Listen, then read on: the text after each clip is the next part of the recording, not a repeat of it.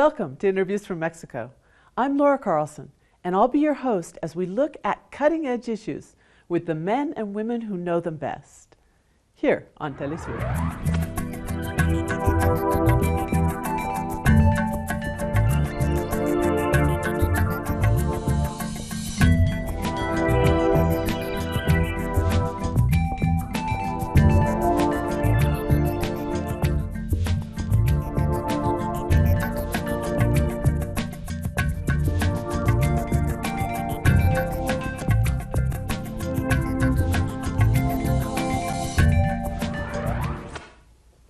At the last minute, the presidents of the United States and Mexico and the Prime Minister of Canada agreed to a new North American Free Trade Agreement. Now it's called the U.S.-Mexico-Canada Agreement. Most of the talk has been focused on the drama of the negotiations. Will they meet the deadline for Enrique Peña Nieto to sign before he leaves office? They finally did meet the deadline, and now we're turning our focus to the content. Will this be harmful or helpful for Mexico? To do this, we're very happy to have with us here in the studio Aribel Contreras. She has her doctorate in business administration, and she's the director of the International Business Administration program at the Iberoamerican University. Aribel, thanks so much for being with us. Thanks for you, Laura, for inviting me here for your TV program. I hope this will be really very useful for everybody that would watch it. Well, it's certainly an important issue, and people have a lot of questions about what this is going to mean, especially for Mexico. First of all, let me ask you, Aribel, were you surprised? About what? That they made their deadline, that we now have a trilateral, because then there was this period in which there were bilateral negotiations going on between just Mexico and the United States, and some question whether Canada would jump in. Well, let's first move one step backwards, because at the very beginning, many analysts were mentioning about the possibility that the U.S. would withdraw NAFTA. And I should mention you that since 2 years ago, I was really, really optimistic that it will have a happy end. So, by the way, I always thought that Donald Trump was not going to withdraw from NAFTA. And then these last weeks, I was really hoping that finally we could have a trilateral agreement. Because he did threaten to a number of times. So do you think he was just bluffing? Do you think it was a negotiation tactic? Yes, I always thought that it was his strategy in order to push Mexico, in order to push Canada. But at the end, I was really very positive in the way that the U.S. was going to have more benefits in order to continue its negotiation than compared to the withdrawal process. Why? Because also the American economy depends a lot on the foreign trade it has with Canada and with Mexico. Well, if Donald Trump was using this to push Canada and Mexico to make concessions, do you think he won? Do you think this kind of bullying tactic, for example, made Mexico give up too much? In trade terms, yes. In diplomatic terms, not at all. Oh, explain that. I mean, the three countries obviously will have some benefits after having this agreement. But obviously, I didn't like the Mexican procedure at the very end. I remember that August 27th, when the Mexican government, the U.S. government announced publicly in the media, showing, oh, we are finally having this bilateral agreement. We are very happy. We already have everything, like written. But what about Canada? In diplomatic terms, that was not so nice from the Mexican government to the Canadian government. Why? Because in my point of view, the Mexican government should have just closed its mouth, let Canada to continue its bilateral negotiation talks with the U.S., and then at the end, the three of them should announce publicly to the media that the three finally got this new agreement. Because what it made it look like is there was a phrase in the press a lot that Mexico threw Canada under the bus. In other words, that by doing it this way, they gave the Trump administration more leverage to pressure Canada. Absolutely. And in the end, Canada did have to give up on its supply management system, not completely, but probably more than they wanted to. Absolutely. Why? Because Mexico empowered more the U.S. position. So the way we behave is leaving Canada outside the agreement. So Canada was more pressured than it was before with Mexico, because now it was like the deadline having, it was like the countdown. So Canada was really pressured because Mexico was not going with them. The US was even pressuring them more, and Canada had still a list of petitions and requests in order to have these bilateral conversations. Yeah, and Canada was actually one of the most visionary at the beginning of the negotiations, with a number of much more far-reaching proposals in there than what we're seeing in the end. Well, this kind of a tactic, why do you think the Mexican government went along with it? There was a lot of criticism that the basic goal of the whole Peña Nieto team was just to get the thing done, and that totally they had agree. a degree of desperation there, which doesn't put you in the best bargaining position. How do you think they did? I totally agree with what you have just expressed, because I totally disagree with the Mexican government position. This is so political that I think that they overreacted with this situation, because I know and I understand, obviously, that our Mexican president wants to have this bill star saying, oh, I was the one that negotiated, I was the one that signed it. He wants to appear in the picture, also in the complete movie, you know what I mean? But at the end... And he already has a legacy problem. Absolutely. But at the end, this was not really being useful for the agreement itself. Negotiators needed more time. They were so pressured by these political elections having on July 1st in Mexico, that talks were starting, in a very hairy moment. And then the last weeks, I know and I understand that due to the legal procedures in the US, they were having a limit time in order to end with this written agreement. But at the same time, I am not really very happy with the results because of this hurry, because Mexican negotiators really didn't have time to have another bilateral position with Canada. So Canada was by itself doing these negotiations. This dispute settlement chapter was on the table. We had like big question marks. We were having more doubts than answers. Yeah, and it's a complicated issue. Well, we said we were going to talk about the content now, and let's go to the issue of dispute settlement, because that was one of the big changes and one of the major goals of the U.S. negotiating team. They said, we want to get rid of these dispute settlement chapters. How do you think we ended up on that? And if you could explain to the audience a little bit what these things are, because they're not easy to understand. I understand, yes. Well, the dispute settlement chapter, what it provides is certainty for investors and for businessmen.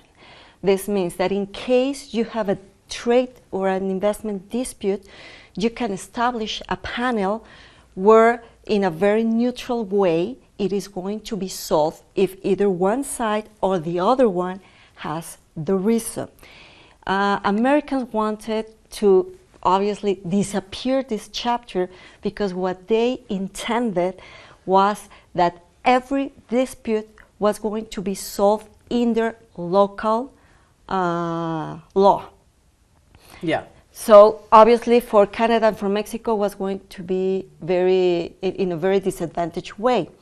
I really give an applause for Canadians because they were pushing and negotiating to continue remaining this chapter so all investors and all businessmen can have certainty in the way, even if they have a dispute, that everything is going to be calm, that everything is going to be solved. And in every free trade agreement, there is a dispute settlement chapter. Well, there's been a lot of debate about those chapters, and we ended up keeping one of them, which has to do with tariffs and challenging tariffs that another country has put a state-to-state mechanism and getting rid of most of what's the investor-state mechanism. And the main criticism, and this was part of the criticism of the Trump administration too, was an issue of national sovereignty. Now, the funny thing about this investor-state mechanism is that they got rid of it in everything except, it looks like, oil and gas in Mexico. What's happening there? Is this a potential red light for Mexico? Well, in terms of dispute settlement mechanism, there is a specific chapter in the new agreement that is Chapter 31. In terms of investment, the specific chapter about investment refers and talks about having its own dispute settlement mechanism between investor and state. And referring about this oil industry, there is no specific chapter that talks about energy, about all this energetic sector.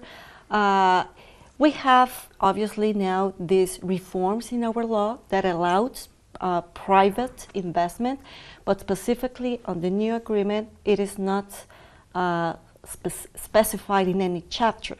And they did recognize the right of a state to own that, to the continuance of Pemex, which I think was very important to the Mexican government.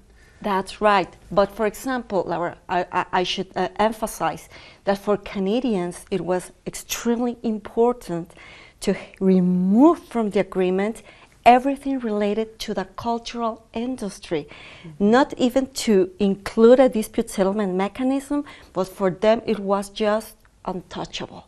This means they provided a full list of specific issues included in the cultural industry that are not included, are not even considered to have trade or to have investment in Canada, because for them that is something very personal, and a lot of it has to do with national sovereignty. Yeah. People often think that with these agreements, everything's on the board and the rules are the same for all the sectors, but one of the reasons why they're so complex is that they have separate rules for different countries, for different sectors. In this agreement, what's been at the top of the agenda always has been the auto industry. What happened for the Mexican auto industry? Wow, thanks for asking that, because I think this was like the very top side of the iceberg. It was a tough conversation during each round, and still I think there are some things that they need to continue having conversations. I'm talking specifically about iron and aluminum, because these two materials are used in the automobile industry. And what they finally discussed, and there are some annexes in this new agreement, is that the U.S. allows Mexico and Canada to export to the American market 2,006,000 automobiles per year. The U.S. allows to import which from is a these pretty two high, excuse me, it's a pretty high level compared to what they're exporting now. It's like not a severe limitation. Exactly. Okay. They also allow to import from both countries light trucks, and in terms of auto parts, there is a specific amount imported from Mexico. It's like more than $100 billion per year, and from Canada, it's around $32.8 billion per year. It's a huge industry. That's just referring about quantitative amounts. But what about the rules of origin in terms of the automobile industry? There is a specific chapter that refers to this sector, and what finally the three parties negotiated was that they're referring in terms of the regional content and the labor content. In terms of the regional content that each car needs to have from the region, is that they increase the percentage of 75%. This means that 75% that is produced on a car necessarily needs to be from the three countries. Yeah, so so the United States is trying to say, okay, Mexico, I'm not going to give you zero tariffs if you're using a bunch of Chinese parts. That's right. Okay. And also they talk about this labor content that specifically says 40% of the manufactured automobile needs to have at least a salary of $16 per hour. Obviously, they know that Mexico is not going to reach it, not in the long, I mean, not in the short, medium, and not even in the long term. I'm sure of that. But what is also interesting is that in this chapter, they specify that 7 auto parts necessarily need to come from the region. And this is really important because I'm sure that this is going to be very harmful for the foreign companies that manufacture their cars in Mexico or in Canada due to this limit. They're already talking about the possibility that the price of cars will go up. Absolutely. Why? Because many auto parts come from different parts of the world. We import a lot from Japan, South Korea, and China in terms of electronic components. So imagine how we are going to replace those suppliers from these Asian countries and have them either in Canada, the USA, or Mexico. I really believe that this is really challenging. Well, what Trump had in mind was that these companies would say, okay, we no longer have a competitive advantage of cheap labor in Mexico, so we're taking our plants back to the United States. Do you think this will happen? Well, remember that around 1.5 years, he was very pushy with American companies established in Mexico, and finally they were like convinced that the best way was going to move back the factories or their new projects, that instead of having the new factories in Mexico, they were moving them to the US. This was something like in a very short term. But if we think about European companies, Asian companies, that they are establishing a new factory in Mexico, I don't think they are going to say, oh yes, let's go back or let's move this factory now in the US. I don't think really this is going to happen because Mexico is very competitive, not just because of the low salaries, but also because our geographic position, because we have a diverse variety of other free trade agreements where we have a lot of market access in these different countries. So Mexico is more competitive than that.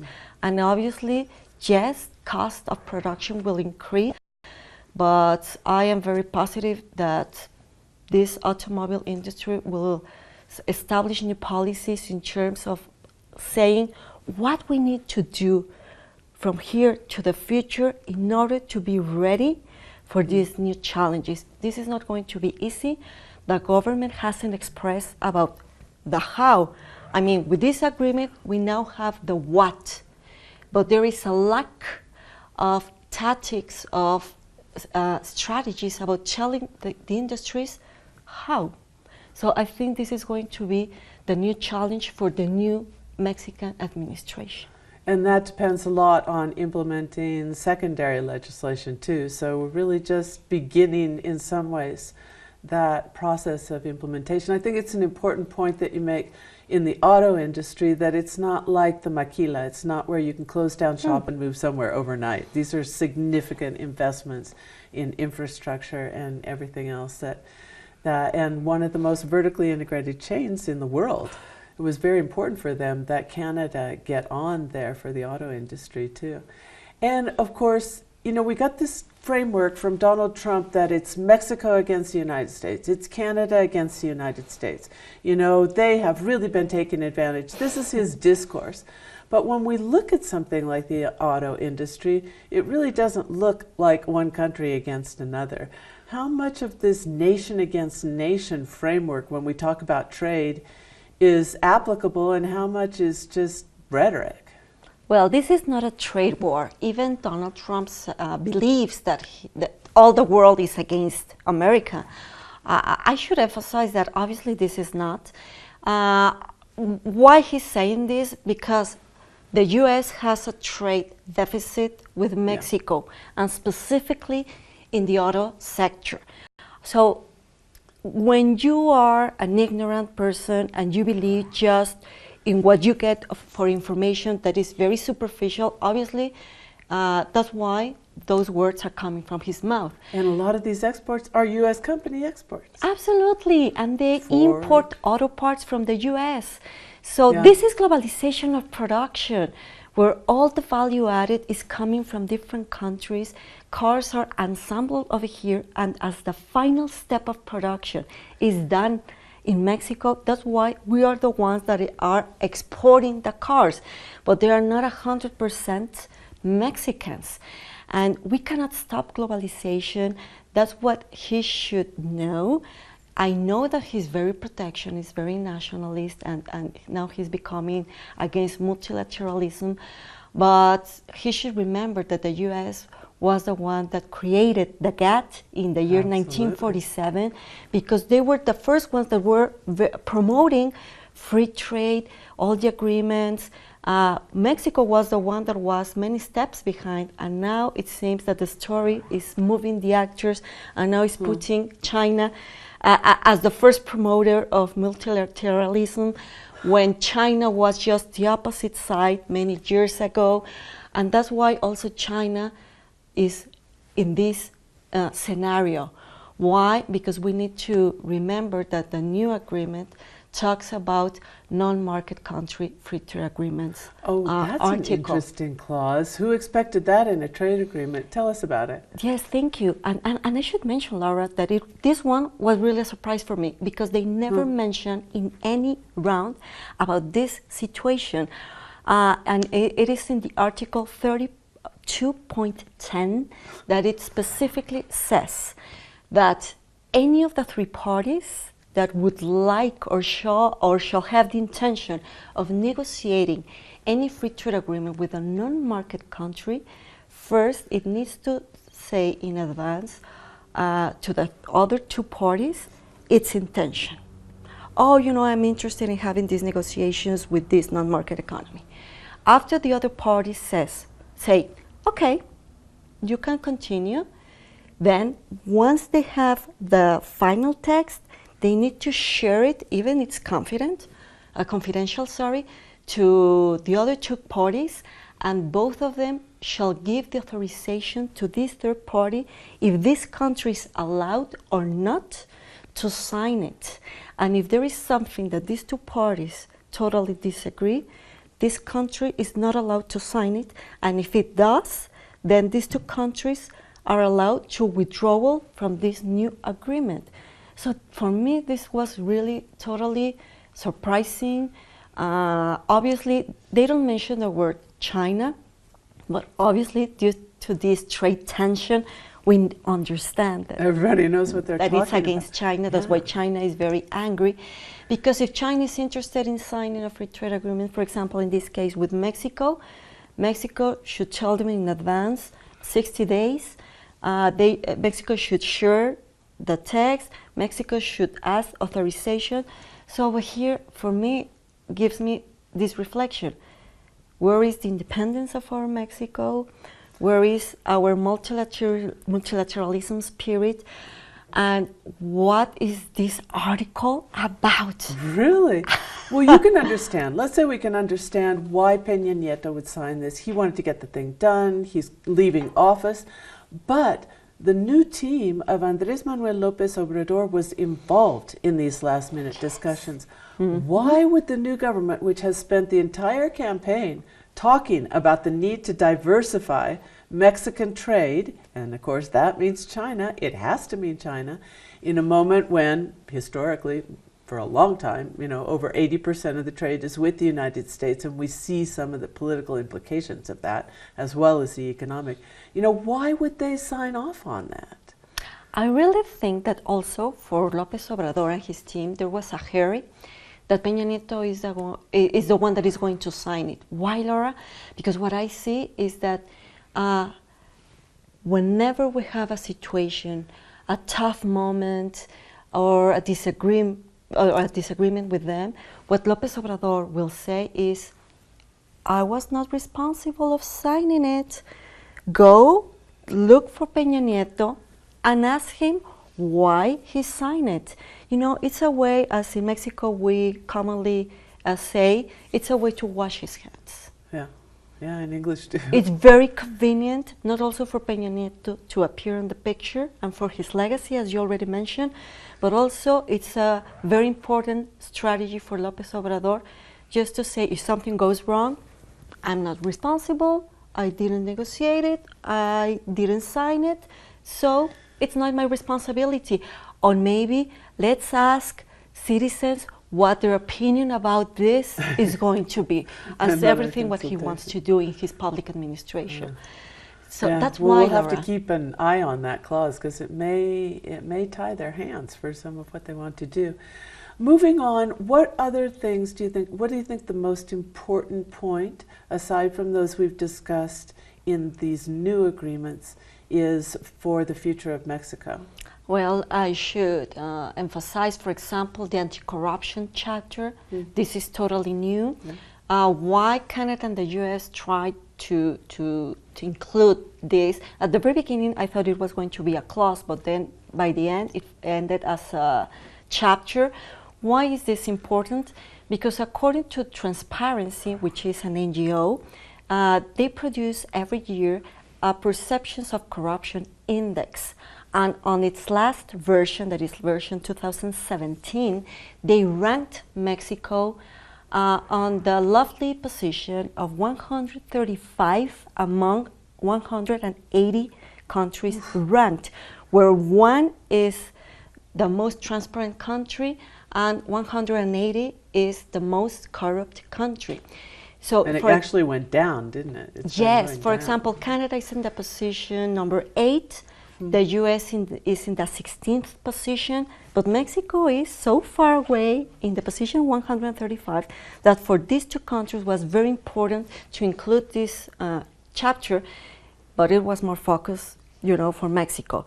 That Mexico needs to talk, to work a lot in terms of including conventions, to follow policies, to combat corruption, bribery, in all the practices of business and investment. That's why it was or is included in this new agreement. Yeah. So, for example, the anti-corruption chapter, also the environment chapter, because even though the first version of NAFTA, it included as an annex, in this new agreement, they are including it as a chapter that the three countries need to consider and to take care about the environment, to take care about also everything related about the sea life.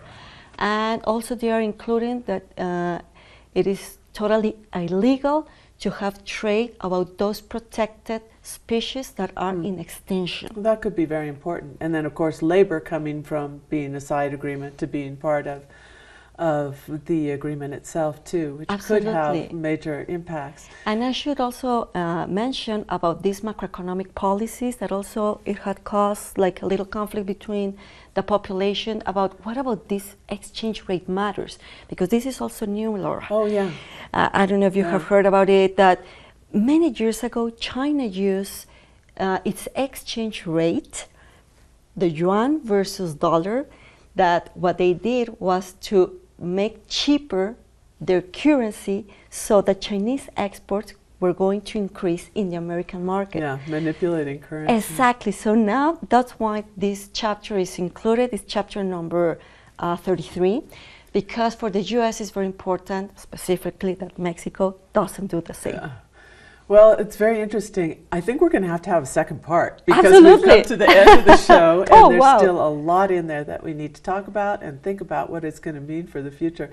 Aribel, thanks so much for joining us. Thank you, Laura. It has been a pleasure to share with you today this TV program, to share with your audience all of this information that will keep and maintain us to continue having this type of conversation, because it really is important for our country of how this is going to impact our economy. Absolutely. And thank you all for watching. We'll be back next week on Interviews from Mexico.